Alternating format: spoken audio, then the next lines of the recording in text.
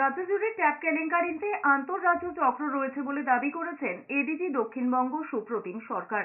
শুক্রবার সাংবাদিক বৈঠক করে এডিজি দক্ষিণবঙ্গ জানিয়েছেন, মূলত রাজস্থান, মহারাষ্ট্র এবং ঝাড়খণ্ডে সক্রিয় চক্র রয়েছে। ট্যাপ কেলেঙ্কারির এপিসেন্টার উত্তর দিনাজপুর, এমনটাই মনে করছে লালবাজার। এডিজি দক্ষিণবঙ্গ জানিয়েছেন, ট্যাপ কাণ্ডে এখনো পর্যন্ত রাজ্য জুড়ে 93টি মামলায় 11 জনকে গ্রেপ্তার করা হয়েছে। আরো কয়েকজন এই ঘটনায় জড়িত বলে মনে করছে পুলিশ। সেই প্রেক্ষিতে তদন্ত এগোচ্ছে। 16 লাখ পড়ুয়ার মধ্যে রাজ্যের 1911 জন ছাত্রছাত্রী ট্যাপ প্রতারণার শিকার হয়েছেন বলে জানিয়েছেন সুপ্রতিম সরকার। তিনি আরো বলেছেন, শিক্ষা দপ্তর থেকে জানতে পেরেছেন যেসব ছাত্রছাত্রী বঞ্চিত হয়েছে তাদের অ্যাকাউন্টে ট্যাবের জন্য নির্দিষ্ট টাকা পৌঁছে যাবে। আমি যেইটুকু বলেছি, কিছু নথিপত্র আমরা বাজেয়াপ্ত করেছি, তাতে আমরা আন্তঃরাজ্য একটা যোগ আমরা পেয়েছি।